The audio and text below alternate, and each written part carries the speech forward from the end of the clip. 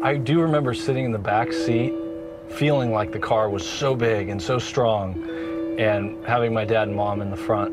And I remember with my brother having to hold on tight when my dad would go around corners. My dad bought a 1965 Chevy Impala SS Super Sport with everything he had. I think he cherished the car, not just because he was the first owner and he drove it off the lot, but it was more than a car to him. It really was his baby. He had the car for 20 years, until the mid-'80s. My parents had to sell the car because times were tough and they had to make ends meet. It was not easy for my dad to let the car go. A few years ago, it just kind of dawned on me that if I could somehow, miraculously, find the car, that it would be worth the search. Does the car still even exist? Is it in a junkyard somewhere? But when I put in the VIN number and paid for the online search, it actually told me what address it had been registered in a different state.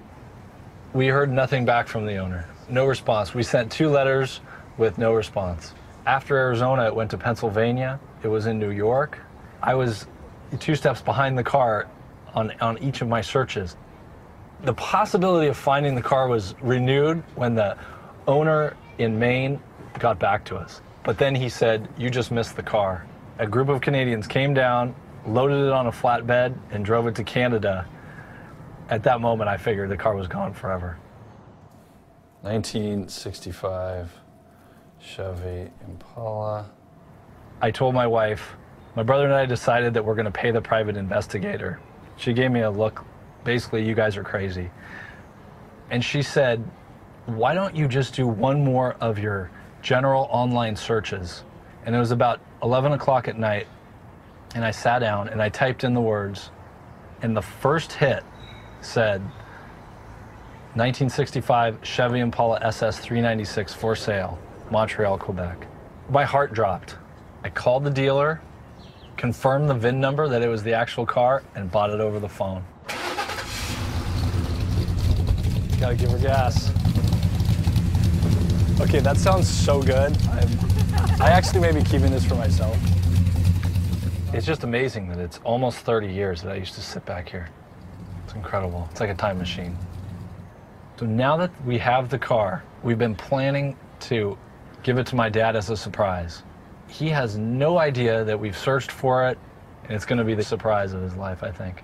He will see the car, and he will just say, "That's my Chevy." I know he will.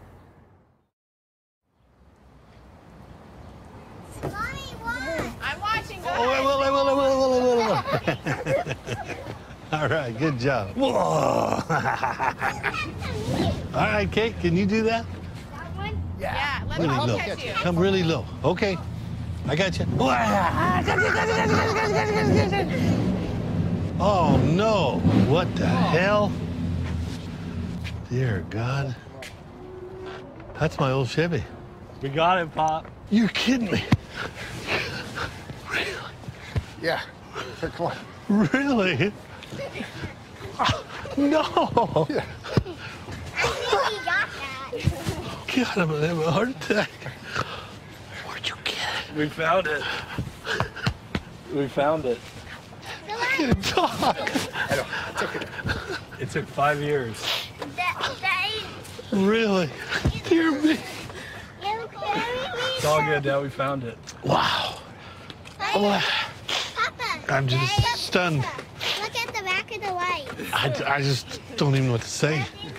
And it's the same. Yeah, it's It's the same. You want to see? Automatic. Oh, they changed the mufflers. Wow. Gotta give it a little gas.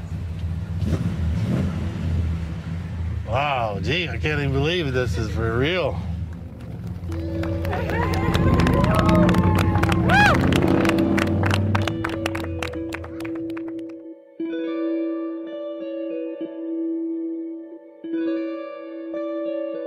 It's not just a car. It's all the memories and the feelings.